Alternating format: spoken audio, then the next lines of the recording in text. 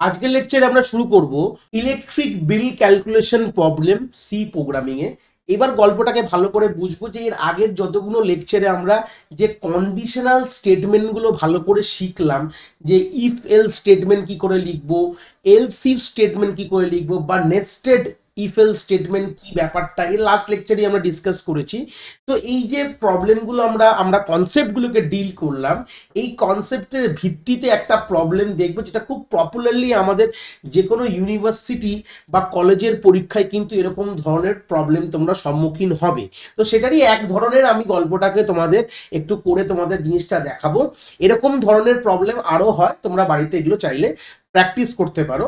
তো এটা গল্পটা প্রবলেমটার নাম হচ্ছে ইলেকট্রিক বিল ক্যালকুলেশন। তার এইটা প্রবলেমটা ডিসকাস করার আগে একটা কথা বলে দিই, যারা এখন ওই কনসেপ্টগুলো ডিল করনি, বেসিক ইফ এলস কাকে বলে, এলস ইফ কাকে বলে, হ্যাঁ নেস্টেড ইফ কাকে বলে, এই গল্পগুলো যারা এখনো ভিডিওগুলো দেখোনি বা কনসেপ্ট জানো না বা কন্ডিশনাল স্টেটমেন্ট কি জিনিস জানো না, আমি এই ভিডিওর আই বাটনে সবকিছু প্রোভাইড করে দেবো, সব ভিডিওসগুলো লিঙ্ক দিয়ে দেবো, প্লাস প্লেলিস্টের লিঙ্কও প্রোভাইড করে দেবো। তোমরা চাইলে ওখান থেকে জিনিসগুলো একবার গ্রিপ আপ করে নিতে পারো। এবং যারা আমাদের এই চ্যানেলে নতুন, তারা চ্যানেলটাকে আমাদের সাবস্ক্রাইব করে দিও। ভিডিও থেকে যদি খুব সুন্দর একটি ইনফরমেশন বা কনসেপ্টটাকে ভালো করে শিখতে পারো, ভিডিওটাকে লাইক করে দিও। আর কোন ইউনিভার্সিটি বা কলেজ থেকে তোমরা বিলং করো সেটাও কিন্তু এই ভিডিওর কমেন্ট সেকশনে কমেন্ট করে জানিও। বা যদি প্রবলেমটা নিয়ে কোনো প্রবলেম হয় বা বুঝতে যদি কোনো সমস্যা হয় বা অন্য কোনো প্রবলেম যদি তোমাদের সাজেশন থাকে যে স্যার এরকম ধরনের একটি প্রবলেম করার, নিশ্চয়ই আমাদের কমেন্ট সেকশনে বলবে, আমরা কিন্তু ওরকম ধরনের প্রবলেম নিয়েও একটা ভিডিও নিয়ে আসবো। তো সেই সূত্রে দাঁড়িয়ে এবার আমরা এই প্রবলেমে চলে আসলাম। কি বলতে চলেছে এই প্রবলেমে? এই প্রবলেমটা হচ্ছে ইলেকট্রিক বিল ক্যালকুলেশন। বাড়িতে যে তোমরা ইলেকট্রিকের বিল পাও, কিভাবে এই বিলের ক্যালকুলেশনটা হয়। তোমাদের প্রথমত তোমাদের বাড়িতে এখনকার দিনে যে সিনারিও বলবো, যে আমাদের বাড়িতে একটা লোক আসে যে কিনা আমাদের মিটার রিডিং নিয়ে যায়, কারেন্ট মিটার রিডিং নিয়ে যাওয়ার পর প্রিভিয়াস মিটার রিডিং থেকে মাইনাস করার পর একটা গল্প আসে, সেই গল্পটাকে বলা হয় মান্থলি তোমার কতটা ইউনিট তোমরা কনজাম করেছো, মানে কনজিউম কতটা ইউনিট করেছো, সেটা তোমার ওই ক্যালকুলেশনে চলে আসে। বাট আমরা ওই ক্যালকুলেশনটা ধরে নিলাম, ওই যে ইনপুটটা, মানে ওই যে কতটা তুমি এক মাসে তুমি কত ইউনিট কনজামশন হয়েছে তোমার বাড়িতে, সেটা তোমাকে ইউজার তোমাকে ইনপুট দিয়ে দেবে। এইবার তোমাকে কি করতে হবে, সেই ভিত্তিতে তোমার মান্থলি বিল কত জেনারেট হবে একটা তার কাঠামো আছে, মানে ক্রাইটেরিয়া আছে। সেই ক্রাইটেরিয়ার ভিত্তিতে ক্যালকুলেশন হয়ে তোমার কিন্তু একটা বিলিং অ্যামাউন্ট হয় সব জায়গাকারই। যারাই যেরকম ধরনের তোমরা ইলেকট্রিক সাপ্লাই ইউজ করছো, তোমাদের এইরকম একটা ক্যাটাগরি থাকে। আমি একটা হাইপোথেটিক্যাল মানে ভ্যালু নিয়ে এসেছি, বাট এরকম ধরনের একটা ক্যাটাগরি থাকে। সেই হিসাবেই তোমাদের কিন্তু একটা বিল কিন্তু ক্যালকুলেশন হয়ে তোমাদের বাড়িতে সেই বিল অ্যামাউন্টটা তোমাদের কিন্তু আসে। কিভাবে হয় সেটাই গল্পটা বলছি। এখানে বলেছে যে একটা রেট চার্ট দেওয়া রয়েছে, যে নাম্বার অফ ইউনিটস তার বিনিময়ে রেট পার ইউনিট কি আছে। ও বলছে প্রথম 100 ইউনিটের জন্য তোমার 3 টাকা করে তোমার পড়ে, ফার্স্ট 100 ইউনিটের জন্য। নেক্সট 200 ইউনিটের জন্য তোমার 4 টাকা করে পড়বে, এবং অ্যাবভ 300 ইউনিট যদি হয়ে যায় তাহলে তোমার অ্যাবভ 300 ইউনিট তোমার 5 টাকা করে প্রতি ইউনিটে পড়বে। গল্পটা এখানে এরকম একটা জিনিস বলা আছে, বাট এর ক্যালকুলেশনটা যতটা ইজি তোমাদের মনে হচ্ছে অতটা ইজি না। আমি করে শেখাবো, কারণ কি এইরকম ধরনেরই ক্যালকুলেশন কিন্তু এরকম প্রবলেমকে সলভ করতে তোমাদের সাহায্য করবে। এবং তোমার যে বাড়িতে যে মিটারটা রয়েছে তার একটা চার্জ থাকে, মিটার রেন্ট, যেটা ওরা লাগিয়ে দেয় তোমার বাড়িতে এসে। তার একটা চার্জ হচ্ছে প্রত্যেক মাসে তোমাদের 70 টাকা বা 70 রুপিস করে তোমাকে সেই মিটারের জন্য তোমাকে রেন্টে অ্যাড হবে। মানে তোমার যে ইউনিট কনজামশন হলো সেখান থেকে যে বিলটা হলো তার সঙ্গে তোমার 70 টাকা অ্যাড হয়ে তোমার কি হবে, বিল অ্যামাউন্ট, সেটাই তোমার কিন্তু এই প্রবলেমের তোমার আউটপুট হবে। তাহলে ইনপুট কি দেবে, ইউজার কতটা এক মাসে কতটা ইউনিট কনজিউম করে সেটা ইনপুট দিল, এই প্রসেসিং এ করার পর সেই ইউনিটের ভিত্তিতে কত টাকা হলো, প্লাস তার মিটার রেন্ট অ্যাড করার পর কিন্তু তার বিল অ্যামাউন্ট হবে। এই হচ্ছে বেসিক গল্প। কিন্তু এর যে ক্যালকুলেশনটা, যে চার্ট দেখে ক্যালকুলেশনটাই কিন্তু আমরা কিন্তু এখানে একটু ভালো করে শিখবো উইথ দ্য এক্সাম্পল। এক্সাম্পল না দেখলে তোমরা কিন্তু এই জিনিসটা শিখতে পারবে না যে জিনিসটা কিভাবে হচ্ছে, ঠিক আছে? তো সেই সূত্রে চলে আসি। ধরে নাও আমি একটা হাইপোথেটিক্যাল কথা বলবো, প্রথমে রেটটাকে ডিকোড করি। ফর দ্য ফার্স্ট 100 ইউনিট ধরে নাও আমার একটা আমি নাম্বার লাইন তৈরি করলাম, তো এটাকে তোমাদের বোঝানোর জন্য। নাম্বার লাইন শুরু হচ্ছে 0 থেকে, বলছে ফার্স্ট 100 ইউনিট কথাটার মানে হচ্ছে 0 থেকে 100 অবধি। এর মধ্যে তোমার যত ইউনিটই হোক না কেন, 0 থেকে 100 এর মধ্যে কতগুলো সংখ্যা আছে, আমি ইন্টিজার সংখ্যা ধরবে, ডেসিমাল সংখ্যা ধরবে না। 0 থেকে 100 মানে 1 to 100 মানে ইকুইভ্যালেন্ট তুমি যদি ভাবো ছখানা সংখ্যা আছে। তো প্রত্যেকটি সংখ্যার জন্য তোমার যতটাই হবে না কেন, তুমি যতটাই ইউনিট কনজিউম করো না কেন, তোমাকে 3 টাকা দিয়ে ওই অ্যামাউন্টটার সঙ্গে গুণ করা হবে, মানে ₹3 তোমার এর মধ্যে তোমার যাই থাকবে না কেন এই বাউন্ডারিটার মধ্যে, মানে 0 থেকে 100 ইউনিটের মধ্যে যতগুলো তোমার খরচা হোক না কেন তোমার 3 টাকা করে তোমার দিতে হবে এই সেগমেন্টে। এটাকে বলা হয় সেগমেন্ট 1, S1 দিয়ে আমি ডিনোট করলাম।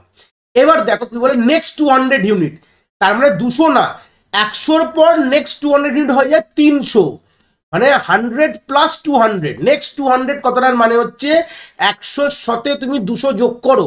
তো এরকম এটাকে বলা হয় সেগমেন্ট 2, মানে এর মধ্যে এই সেগমেন্টের মধ্যে তোমার যত ইউনিট থাকবে এই সেগমেন্টটুকুর মধ্যে তোমার 4 টাকা করে পড়বে, ভালো কথা। এবং 300-র অধীন ইনফিনিটি দিয়ে দিলাম এখানে, 300-র অধীনটা সেগমেন্ট 3 ধরছি, 300-র অধীনে তোমার যাই হোক না কেন তোমার 5 টাকা করে দিতে হবে, ₹5 টাকা করে পার ইউনিট কস্ট হবে। এইবার তোমার প্রশ্নটা থাকবে, এবার যেটা মেন প্রশ্নে চলে আসি, এই স্কেল নাম্বার লাইন বুঝে গেছি আমরা। ধরে নাও তুমি ইউনিট কনজামশন করেছো, হাইপোথেটিক্যাল বলছি 250, তা তুমি কি বলবে স্যার আমি সেগমেন্ট 2-তে বিলং করি, কেন কি 100 থেকে 200-র মধ্যে পড়ছি, তাহলে আমি সিম্পল এটার সঙ্গে 4 মাল্টিপ্লাই করে দেবো, 1000 টাকা বিল হয়ে যাবে? না, এটা ভুল। এটাই শিখতে হবে এই ভিডিও থেকে, এটাই তোমাদের শেখাবো এরকম ধরনের সমস্যাটা কিভাবে তোমরা সলভ করবে। তোমার ইউনিট কনজামশন যদি ধরে নাও তোমার ইউনিট হতো 450, তুমি কি সিম্পল এখানে 5 যদি 450টা সেগমেন্ট 3-তে লাই করে, মানে কোনো একটি জায়গায়, মানে 300-এর পর থেকে নাম্বার লাইনে এটাকে ইউনিট ধরে নাও, ইউনিটের নাম্বার লাইন 300-এর পর থেকে যে কোনো যাই হোক না কেন তোমার 5 টাকা করে, তাহলে যত ইউনিট কনজামশন করো তার সঙ্গে 5 গুণ করলে কি আমার হয়ে যাবে? না, কি বললাম 200, এটা হচ্ছে 2250 টাকা, এটা কিন্তু একদমই না। এবার এটাকে কি করে করব, this is the wrong calculation, এইভাবে কিন্তু তোমরা করলে তোমাদের হবে না। এবার এটার করার যে আইডিয়া স্ট্রাকচারটাকে আমরা এখান থেকে শিখবো। দেখো তোমার ধরে নাও 250 ইউনিট তুমি কনজামশন করেছো, আমি এটাকে নিয়ে এবার ভাববো।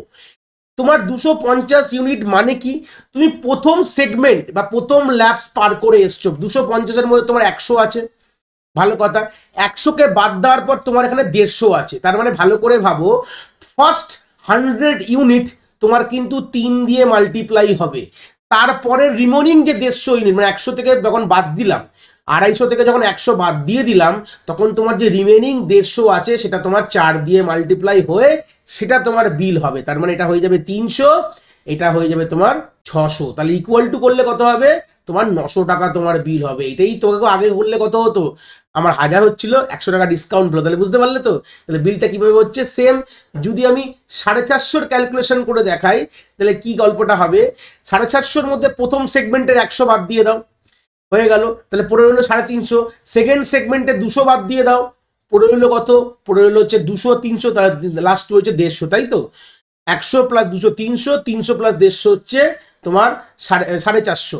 তো 450-র মধ্যে তোমার 3টে সেগমেন্ট স্ল্যাব ঢুকছে, প্রথম স্ল্যাবের 100 ইউনিট তোমার 3 দিয়ে গুণ হবে, দ্বিতীয় স্ল্যাবে 200 ইউনিট তোমার এখানে তোমার 4 দিয়ে গুণ হবে, আর তৃতীয় স্ল্যাবে যেটুকু পড়ে রয়েছে সেটা তোমার 5 দিয়ে গুণ হবে, তাহলে সেটাই হবে অ্যান্সার। এখানে তোমার 300 হয়ে গেল, এখানে তোমার 800 হয়ে গেল, এখানে তোমার 750 হয়ে গেল, সেটা যদি তুমি যোগ করো এটা মোটামুটি আমাদের 1850 টাকা তোমার হবে, কেন কি 1550 আর 300 হচ্ছে 1850, মানে 1850 তোমার বিলটা দাঁড়াবে। মানে তোমাকে 3টে স্ল্যাবের হিসাবে রাখতে হবে, মানে ফার্স্ট 100 ইউনিট হচ্ছে ফার্স্ট স্ল্যাব, এটাকে বলে ফার্স্ট স্ল্যাব ধরতে পারো, এটা হচ্ছে তোমার সেকেন্ড স্ল্যাব ধরতে পারো, এটা তোমার থার্ড স্ল্যাব। 3টে স্ল্যাবে কিন্তু ওরা গল্পকে ভাগ করেছে, তো 3টে স্ল্যাবের আলাদা আলাদা ক্যালকুলেশন হবে।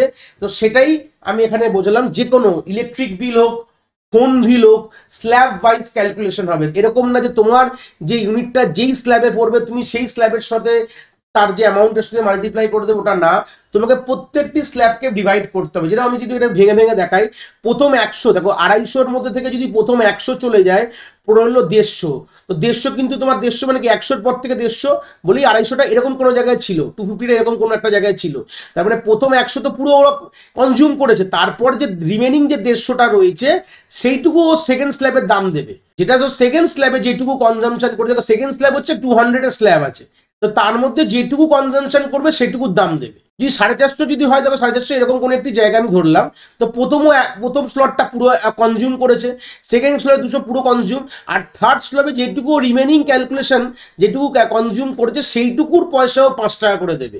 এরকম না যে ওই স্ল্যাবে পড়েছে বলে পুরোটাই 5 টাকা করে নেবো, তা না, তাহলে স্ল্যাবটা করলাম কেন। এই হচ্ছে গল্প, এইভাবেই কিন্তু ক্যালকুলেশনগুলো হয়। ফোন বিল বলতে পারো, লাইব্রেরি ফাইন বলতে পারো, বাইক রেন্টাল প্রবলেম বলতে পারো, হ্যাঁ ইলেকট্রিক বিল তো দেখিয়ে দিলাম। তো এইভাবেই কিন্তু আমাদের কিন্তু অ্যাকচুয়াল ক্যালকুলেশনগুলো হয়, স্ল্যাব ওয়াইজ ক্যালকুলেশন বলে। তো এটা জাস্ট আইডিয়াটা ক্লিয়ার করলাম, বাট এর কোডিংটা আমরা দেখবো, প্র্যাকটিক্যাল স্ক্রিনে গিয়ে পুরো দেখবো, থিওরিটিক্যাল স্ক্রিনের ব্যাপার না। তো প্র্যাকটিক্যাল স্ক্রিনে চলে এসেছি, একদম বিগিনিং থেকে কোডটা তোমাদের করে দেখাবো, একদম পুরো কোডটা নিজের হাতে লিখবো এখানে তোমাদের সামনে। প্রথমে হচ্ছে electric bill calculation problem statement লিখে দিয়েছি। এবার সিম্পলি আমরা কি করব, জাস্ট আমরা হেডার ফাইলসগুলোকে ইনক্লুড করে দেবো, এগুলো তো বেসিক জানো, এটা আলাদা করে কিছু বলার দরকার নেই আমার। তারপর আমরা ইন্ট মেন কথাটা ধরে আমরা কিন্তু বাউন্ডারি ক্রিয়েট করে নেবো।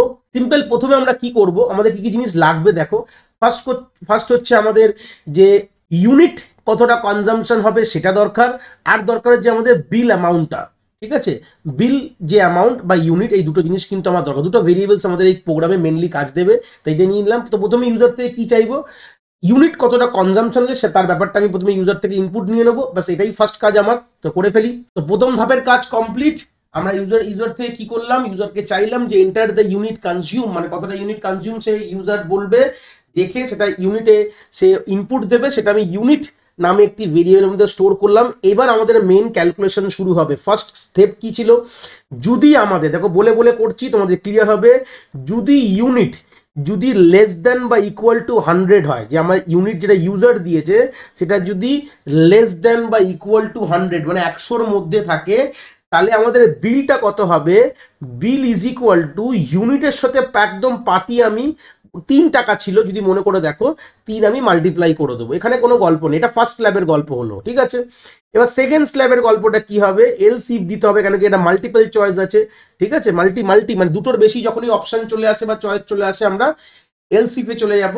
সেকেন্ড এখানে আমাদের কি বললেন, নেক্সট 100 ইউনিট, তার মানে এখানে লোয়ার বাউন্ড কি আছে 100, হায়ার বাউন্ড আছে 300, তাহলে এখানে এইভাবে লিখবে দেখো, unit greater than, equal to দেবে না কিন্তু, কেন কি ওটা অলরেডি ইকুয়াল টু ওপরে স্ল্যাবে আছে, অ্যান্ড ইউনিট আমার যদি লেস দেন, এখানে ইকুয়াল টু দেবে, এন্ডিং ক্রাইটেরিয়া ইকুয়াল টু দেবে 300। দেখো নেক্সট 200 ইউনিট ছিল 100 থেকে 300, রেঞ্জটা তৈরি করলাম।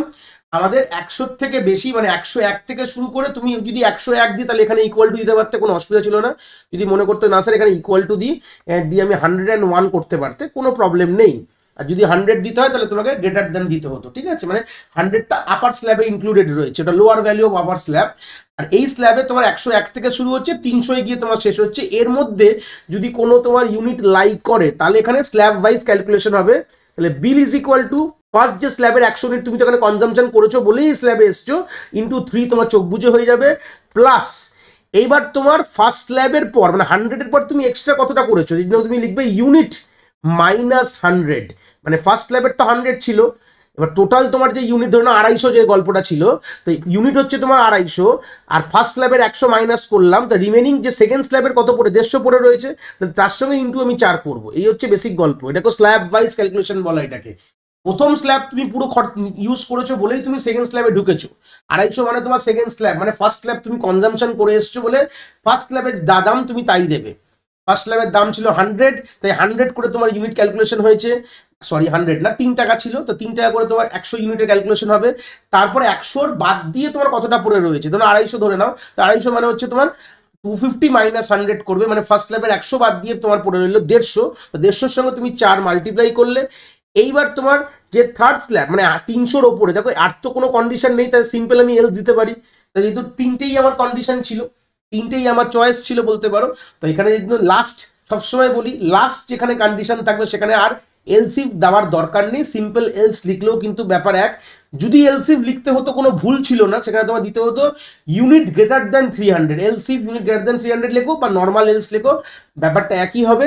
বাট এর ক্যালকুলেশনটা কি হবে দেখো, বিল ইজ ইকুয়াল টু প্রথম দুটো ইউনিট কিন্তু কনজাম্পশন করে এখানে এসছে, প্রথম দুটো স্ল্যাব, তাহলে 100-এর যে স্ল্যাবটা ছিল মানে ফার্স্ট 100 স্ল্যাবটা পুরো অ্যাড হবে, সেকেন্ড যে 200-এর স্ল্যাবটা পুরো ক্রস করে গেছে বলে কিন্তু এখানে এসছে, 200 × 4 হবে।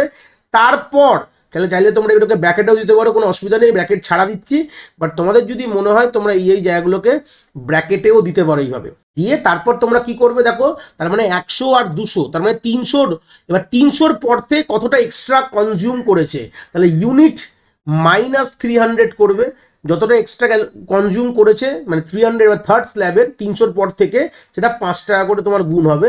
তো এইভাবেই কিন্তু আমরা ক্যালকুলেশন করবো, তুমি যেরকম অ্যামাউন্ট দেবে সেই হিসাবে এটা ফিল হবে। 100-র মধ্যে হলে ফার্স্ট ইফ সেগমেন্টেই ক্যালকুলেট হয়ে বেরিয়ে যাবে। যদি তোমার 100 থেকে 300-র মধ্যে হয় তাহলে সেকেন্ড স্ল্যাবটা ক্যালকুলেট হয়ে বেরাবে, এবং তোমার যদি 300-র উপরে হয় তাহলে থার্ড স্ল্যাব। লাস্টে গিয়ে কি হবে বলেছিলাম, মিটার রেন্ট বিল ক্যালকুলেট করার পর, মানে বিলটা তো এই 3টে স্ল্যাবের মধ্যে কোনো একটি আমাদের ইফ বা এলসিফে ঢুকে তার ক্যালকুলেশনটা হলো, করার পর আমরা কি করবো, এখানে শর্ট হ্যান্ড অপারেটর ইউজ করে বিলের মধ্যে 70 অ্যাড করে দেবো। যা বিল ক্যালকুলেট হয়েছে সেখান থেকে আমি এক্সট্রা 70 অ্যাড করলাম, কেন কি মান্থলি মিটার রেন্টটাও রয়েছে। এবং লাস্টে গিয়ে আমি কি করব, বিল বলে প্রিন্ট করে দেবো, সিম্পল কিচ্ছু করবো না, দ্য বিল অ্যামাউন্ট ইজ বলে ইজ % ডি দিয়ে দেবো, ব্যাস আর কিছু থাকবে না। বাইরে গিয়ে কমা দিয়ে আমরা বিলটা লিখে দেবো, তাহলে আমাদের কিন্তু কাজ শেষ। এইভাবে কিন্তু ধরনের প্রোগ্রামগুলো করতে হবে। লাস্টে রিটার্ন 0 লিখে আমাদের কোডটা শেষ করে দেবো। কম্পাইল করে নিয়েছি, কোডটাকে এবার রান হবে। কিচ্ছু একদম সিম্পল প্রোগ্রাম ছিল। তবে যদি 100-র মধ্যে হয় তাহলে কি হবে, তাহলে 100 যদি আমি ইউনিট কনজাম্পশন করি তাহলে 100 × 3 হচ্ছে 300, আর 70 টাকা তোমার হচ্ছে বিলিং চার্জ, তা সেই হিসাবে চলে আসলো। এবার চলো 250টা করেছিলাম ক্যালকুলেশন, ঠিক আছে কিনা দেখি। ওখানে আমরা 250 করেছিলাম, কত হয়েছিল 250-তে মনে পড়ছে তোমাদের হয়তো, দেখো 900 টাকা নর্মাল ছিল, আর 70 টাকা তোমাদের মিটার রেন্ট অ্যাড হয়েছে, 970 ঠিকই আছে। আর মনে হয় 450টা মনে হয় আমাদের ছিল হচ্ছে 1850, তাহলে 1920 হবে। যদি 450 যদি ইউনিট কনজাম্পশন হয় তাহলে 1920, দেখো তাই এসছে। মানে 1850 ছিল নর্মাল ইউনিট কনজাম্পশনের প্রাইস, আর 70 টাকা তুমি যদি মিটার রেন্ট অ্যাড করো তোমার চলে আসবে 1920। এবার যখন তোমাদের ইলেকট্রিক বিল তোমরা দেখবে এরকম ধরনের চার্ট তোমাদের ইলেকট্রিক বিলের পেছনে রয়েছে, এবং তারপরেও তোমাদের জিএসটি লাগানো হয়, মানে যেটা যে শহরে থাকো বা যেতে থাকো তার ট্যাক্সগুলোকে অ্যাড করা হয়, অ্যাড করে তোমাদের একটা ফাইনাল বিল অ্যামাউন্ট হয়। বাট বেসিক ক্যালকুলেশন কিন্তু এরকমই হয়।